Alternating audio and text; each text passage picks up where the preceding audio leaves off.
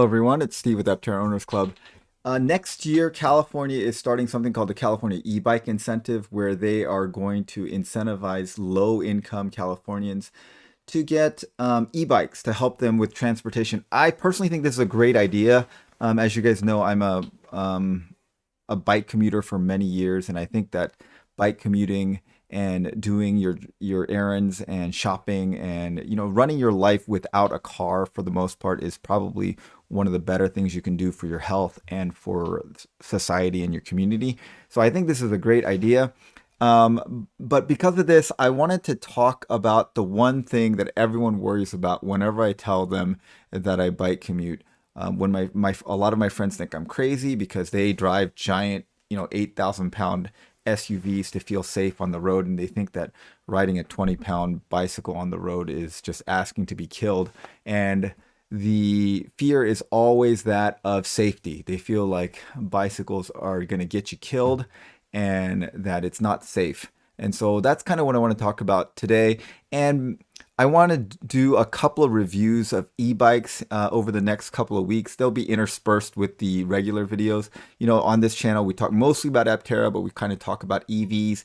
And I want to talk about e-bikes because e-bikes are a type of EV that I think is very important for the way that society moves transportation forward.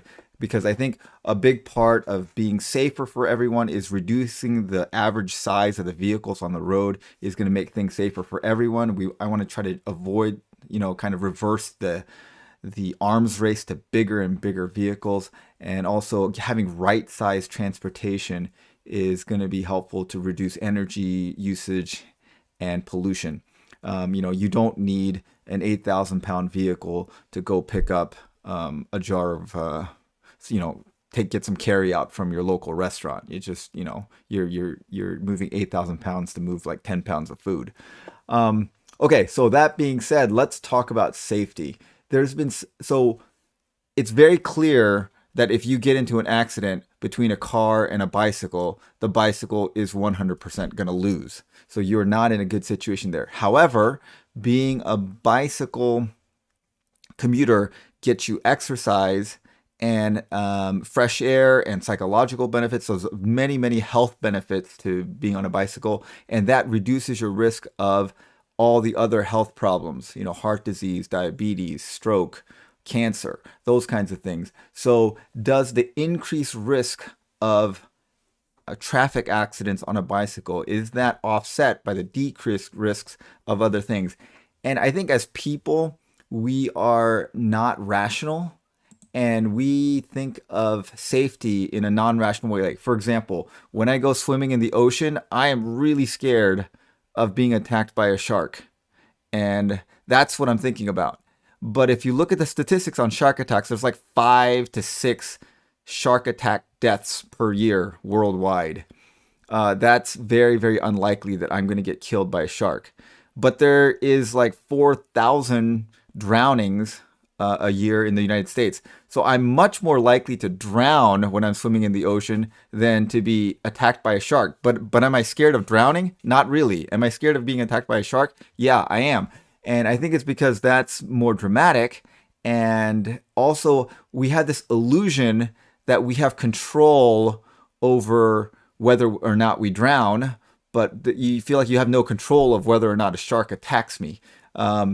So we don't fear the things that's most likely, and we have this illusion that we have control over certain things. Okay, so if you look at what kills people in America, number one is heart disease. It's like 650,000 people. Number two is cancer, 600,000 people.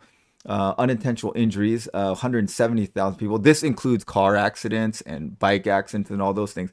If you look at car accidents, I think it's like 40,000 car accidents a year that kill people. So 40,000 people die from car accidents a year. And about 600 to 900 people die per year on bicycle accidents. And then it just goes down the list from there.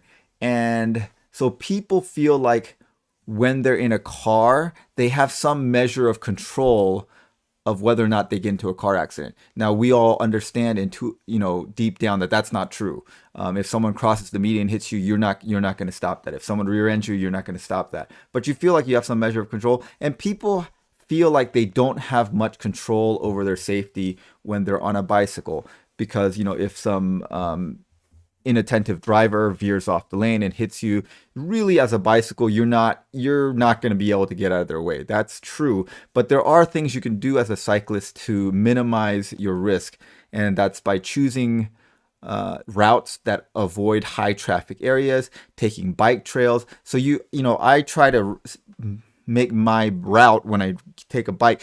When you ride a bike, you shouldn't think of a bike as a car and take the same route. You find a route that may be a little bit longer, but is much safer, is more scenic, it's just more enjoyable. So, it may add like half a mile or maybe a mile to the commute, but it's going to be much safer and much more scenic. And so I try to find the slower neighborhood roads or bike trails to go on.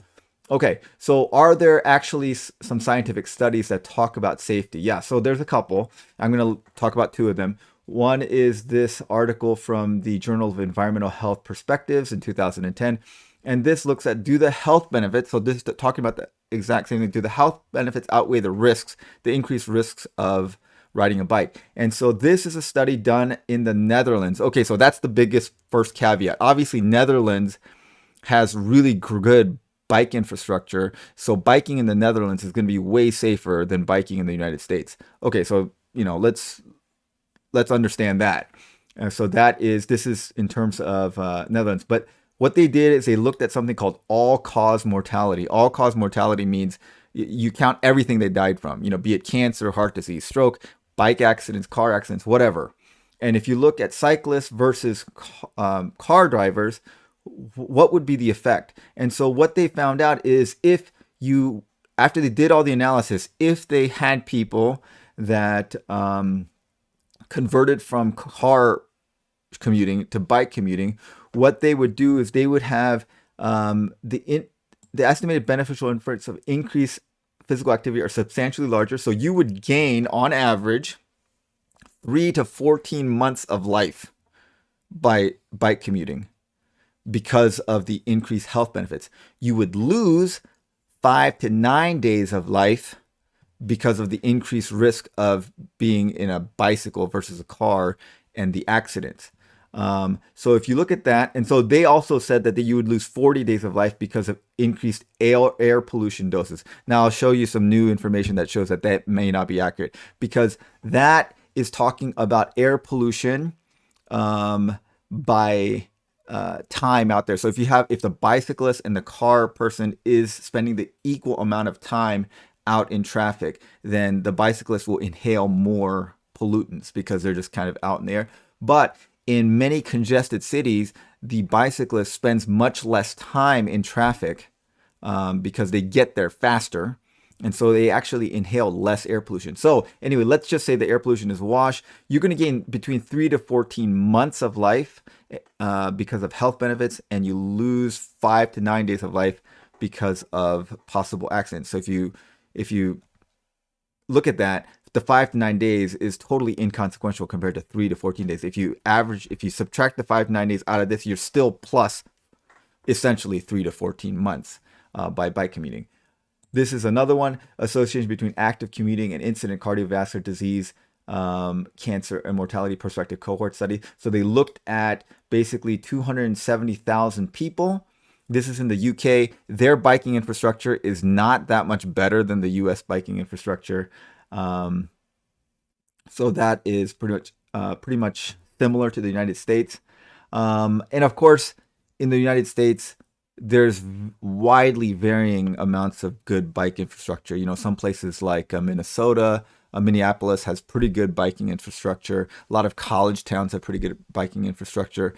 And then, big cities like I think Houston is pretty famous from Not Just Bike's YouTube channel for having horrible city planning for bike infrastructure. And a lot of rural America is really not really not well geared for biking infrastructure. So it is very different depending on where you live in the United States. But if you look at it overall, based on this UK study, you're also going to come out way ahead in terms of safety. So if you think about, do you want to have a longer, healthier life? Statistically, you are way more likely to have that with bicycle commuting than car commuting. Although psychologically and emotionally, it doesn't feel like that.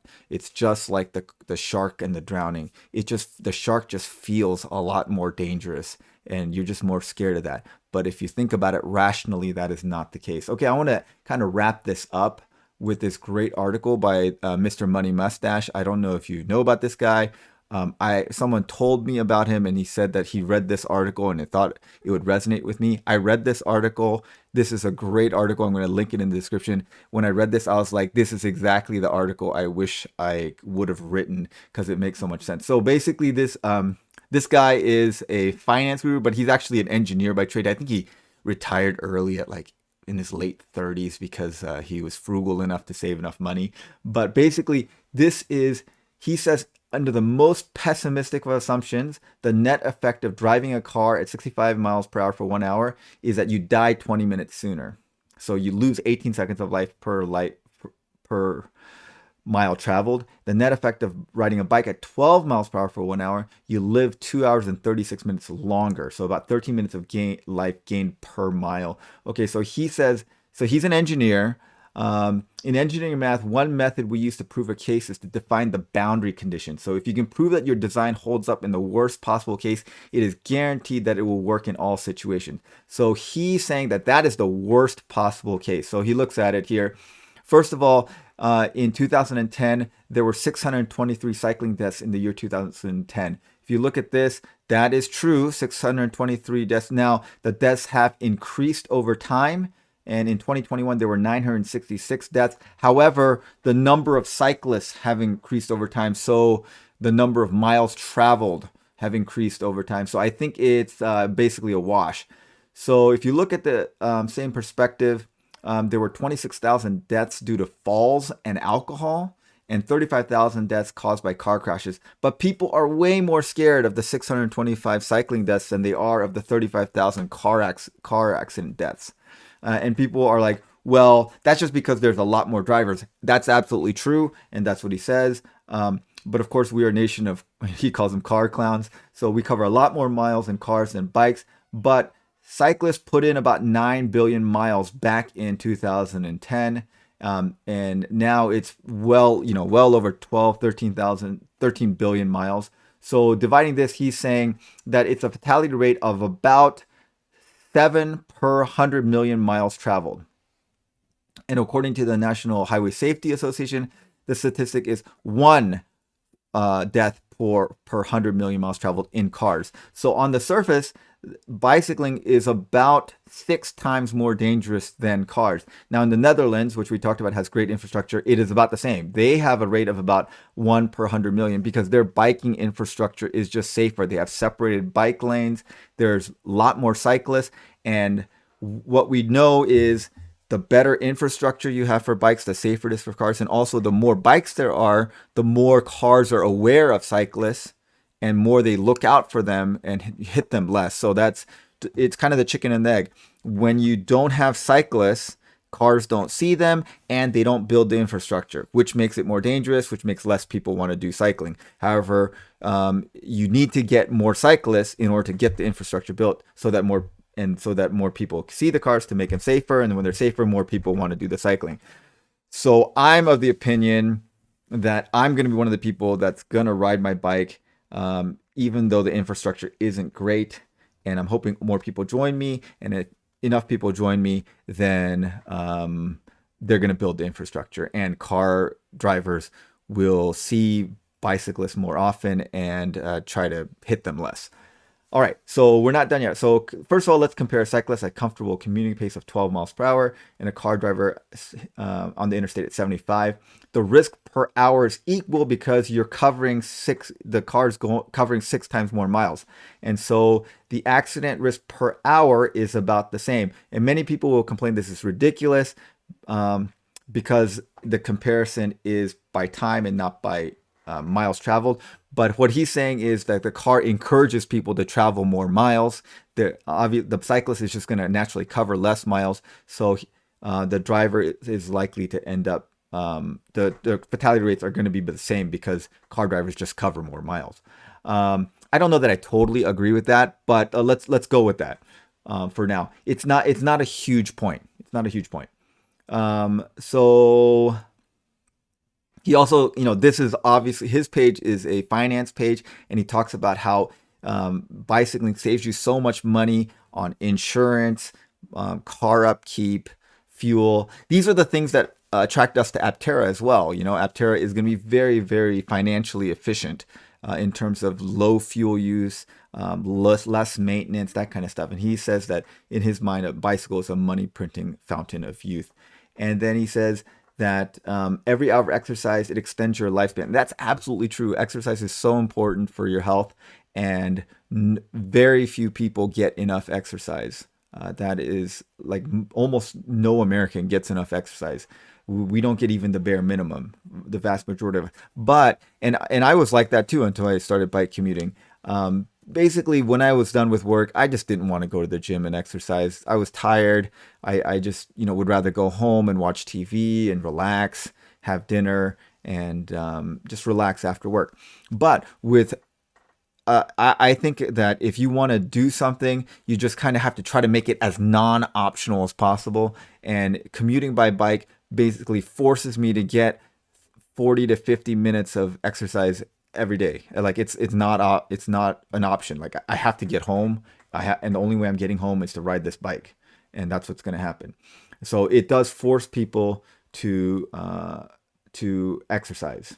And then he's saying not only the years you live will be greater in number, they'll be higher quality years. And that's absolutely true. You don't want to just live longer. You want to live healthy longer. You want to be active, and you want to be able to take care of yourself. You don't want to be having people help you, get off the toilet basically.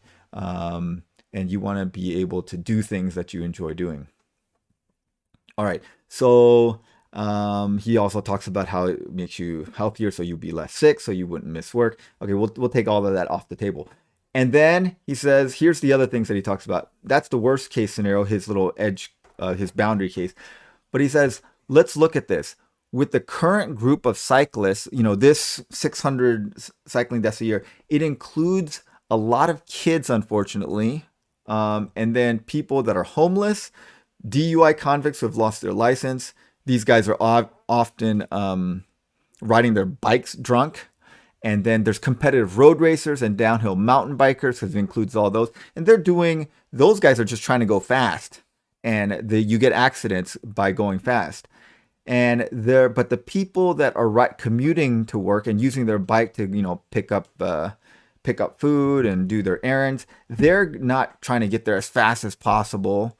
And they are not children. They are adults, and we understand traffic rules, and we understand how the flow of traffic works, and you understand how to pick routes that are safer. And so that they're like, my personal rate is going to be way better than the 6.9 per 100 million miles, because I'm not trying to go super fast or go pick dangerous routes or anything like that. And then he talks about, all this is well getting into the whole planet issue. Sure, biking solves most of our biggest problems: energy consumption, carbon output, climate change, urban sprawl, obesity, heart disease, depression, all this, even wussy pants mentality. That's hilarious. I love that. But isn't it amazing that the case is so strong, even if you don't give the slightest about what's happening to the earth? And so biking versus driving. Driving is 20 minutes of lifespan erased for every hour of driving, and $35 per hour of money burned. Riding a bike at 12 miles per hour for 1 hour is 4.5 hours of lifespan gained, and $100 of monetary gain secured. So on a per mile basis, this is what you're doing. Um, so basically, go read this article. It's great. But the bottom line is we are emotional creatures. Things that emotionally feel dangerous to us are not usually the things that are truly dangerous to us. Just going back to our shark example, and the things that are dangerous to us are things that we don't think about, and that's like heart disease, cancer, that kind of stuff. That's really what's gonna hurt you.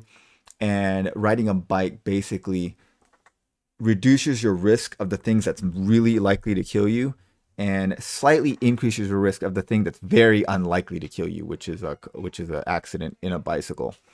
All right, so the reason that we talk about this is because e-bikes are like bicycles. You still get exercise on an e-bike. You still pedal. You still get like the psychological benefits of fresh air, sunlight. You just kind of feel refreshed when you and ready to get to work, and you're wide awake by the time you get to work when on your bike. I mean, I feel like it's the single best thing I've done for my quality of life in the past decade or so. And e-bikes let you go farther. So I have an e-bike, and when I go to work is about 10 miles round trip, so I do 20 miles, and that's like a doable distance for me. But if it's like 30 miles, like 15 miles, that's a little bit farther than I really want to go on a bike. But on an e-bike, that's totally a doable thing. And I think it extends the range that I'm comfortable going on a bike. And e-bikes are faster than regular bikes.